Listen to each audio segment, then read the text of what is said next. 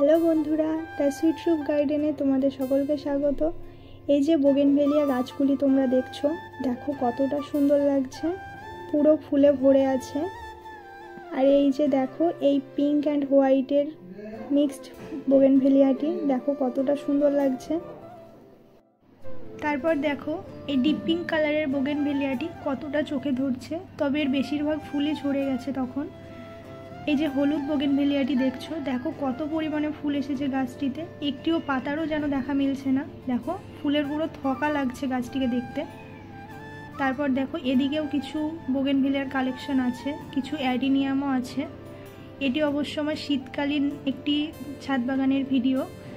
আজ হঠাৎ ফোনের গ্যালারি ঘাঁটতে ঘাঁটতে এই ভিডিওটি দেখলাম, তার জন্য তোমাদের সাথে শেয়ার করছি। দেখো এখানে কিছু গাঁদা আর চন্দ্রমল্লিকার চারাও আছে। এই যে চন্দ্রমল্লিকা চারাগুলো, এগুলো আমার নিজের ট্রাইনথাস আর অ্যারিকাপামও আছে, একটি রজনীগন্ধাও আছে। দেখো সব মিলে চারা গাছগুলোর সাথে ছাদ বাগানটিকে দেখতে কতটা সুন্দর লাগছে।